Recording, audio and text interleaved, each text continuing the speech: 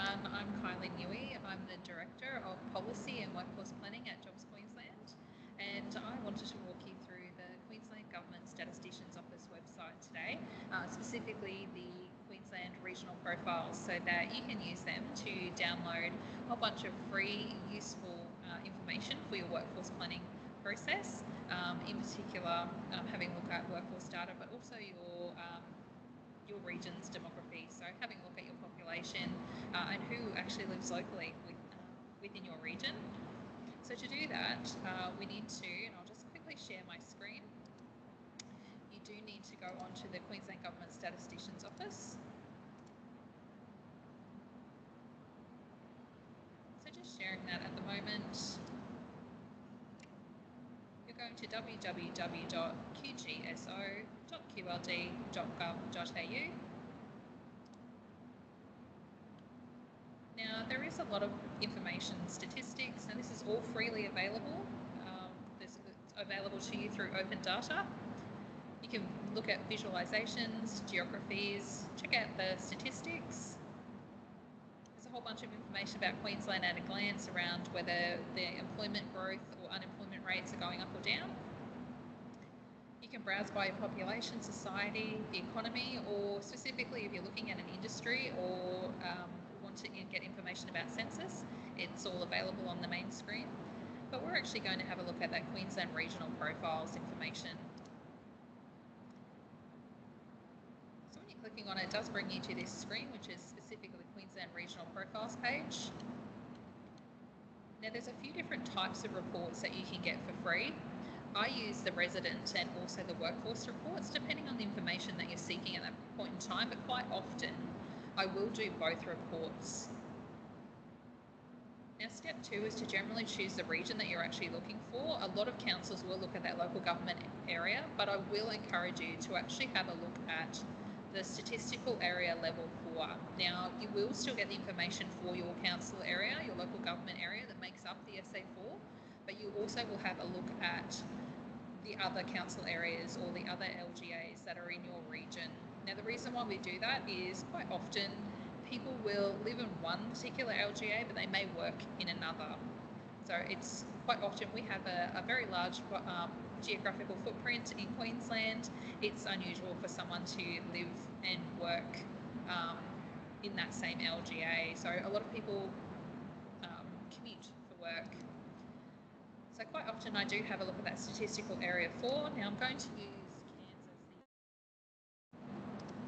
You will see in the map that it does actually highlight the area. Now if I click on another one, it will add them off to the left. So if you know specifically where they are, you can click on them if you want. But for this example, we'll just stick to Cairns to start off with.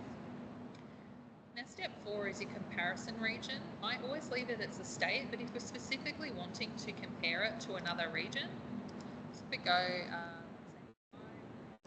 it will bring up another map and it'll show you the comparative area. But for this example, we'll just leave it as the state. And it'll take the map away. Now step 5 is if you're wanting to narrow down on the topics, you can just show the topics and then unselect the ones you don't want. But to give you an idea, all topics, there's a big list. I generally use all topics just because I prefer to have a lot more information, and then it helps me decide what I do and do not want. So I'm making a data-informed decision rather than excluding things myself straight out the gate. You choose, it's your journey. Things like country of birth sometimes help you understand migration rates if you need to do a project that is around translation of your content. That may be useful. Understanding the dwellings may help drive conversations about what type of housing you have in your region. Business counts and industry and development are always important for workforce planning, understanding who are your employers, who are your larger employers, who are your larger employing industries, and also understanding the education system is in this society area as well.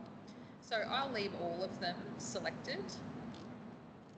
We'll go back up and just hide the topics. So this is generally how you will see it.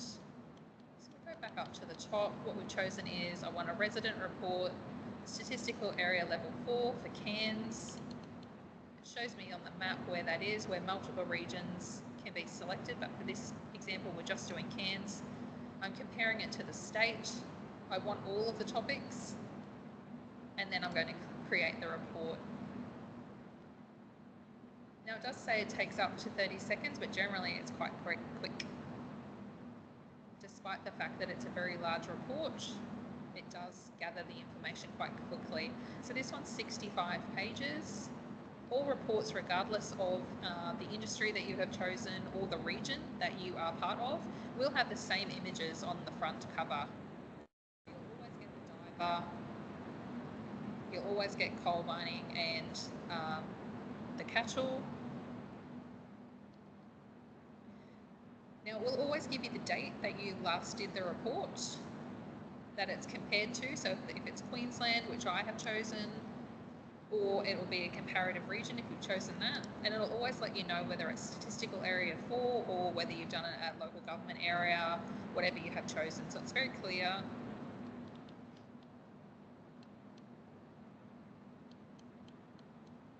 Now the regional overview generally will have the council areas that are within. So the local government areas that make up the statistical area 4 will be included in the front cover, comparative to Queensland. So if you've chosen and compared to another SA4, it will have that SA4 detail here instead of Queensland. There is a map of the area that you have chosen, and then it starts getting into the data. It does provide some analysis for you and a bit of an overview as well.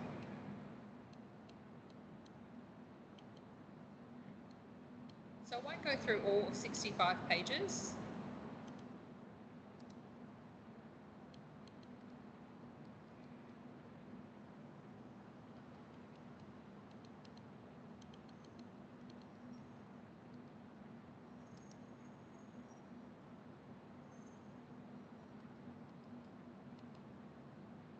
But I will skim through some of it just to give you an idea of what is available and what the report looks like. You will see that it does have graphs, some tables. All reports come with the same colour scheme. They're all grey and brown.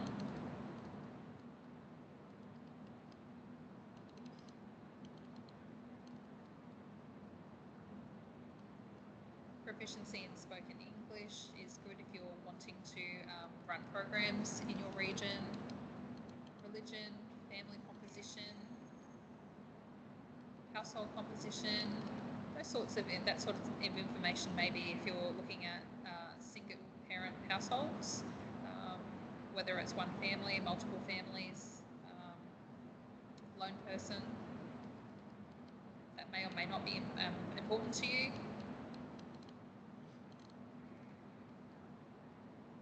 Understanding homelessness in your region. Motor vehicles, you may use this information when it comes to also comparing it to the way that people get to work as well. Putting those two pieces of information together could help you paint a picture about whether the public transport system is meeting your region's needs. Highest level of schooling, to understand what your education system looks like. Non-school qualifications, that also has information around bachelor, advanced certificates, and then people who do or do not have qualifications.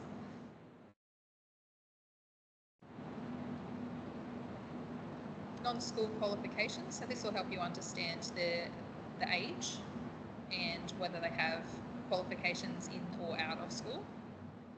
And that may help you make decisions about where you target some of your programs or your training system.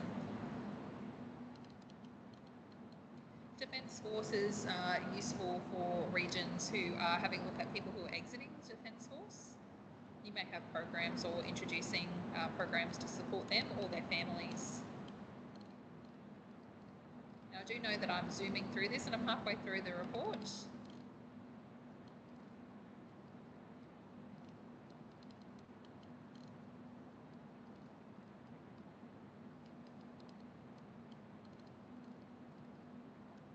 looking at the economy, having a look at median wages, median rents. So this comes down to cost of living, which is attached to workforce issues, but generally isn't included in a workforce planning project.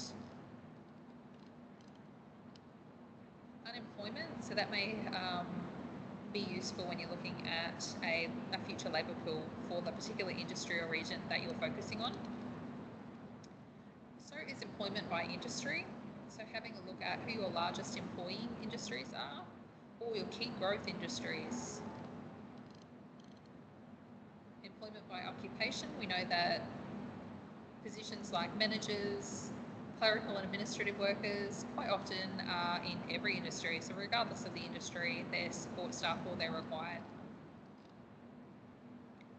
Families with children, no parent employed, that may be a potential labour pool. And getting into industry and development as well.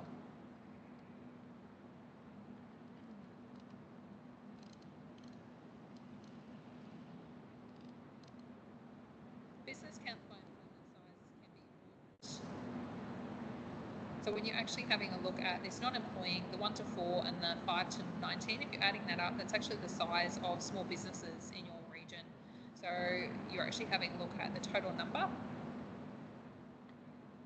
And quite often in a lot of regions, small to medium-sized businesses far outweigh the large businesses. So that will help you decide where you're actually going to focus your energy when it comes to programs and support services in your region. Will you be doing it with the larger employers, or will you be supporting your small business ecosystem, depending on how many people they actually employ? Business counts by turnover rate also helps in understanding how healthy your business ecosystem is in your region, again, to drive some conversations and decision making about who you're going to provide the most support to. Business counts by industry, so you'll actually see which industries have the most number of businesses. So for this region, it looks like it is agriculture, forestry and fishing for Cairns, comparative to Queensland, who has construction as their largest by percentage, but there's more by percentage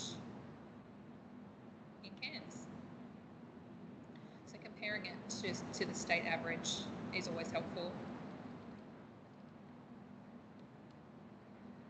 So I'll leave it there. I've gone through most of it. We're getting into the environment section now. So, and I will go back. You can also do a workforce report and the same as the example again. Comparative to Queensland, clicking on the report. So the one time that I record is naturally the time that it errors.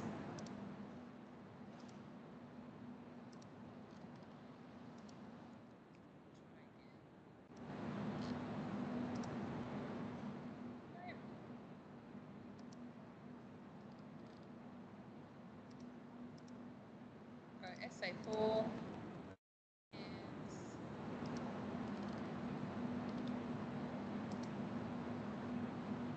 potentially just erroring because I was rushing it too quickly. As I said before, always the same picture. This one does say that it's a workforce profile though. It does have the same map because I chose the same geographical area, but it's more specific, more targeted to topics of economy and the workforce itself.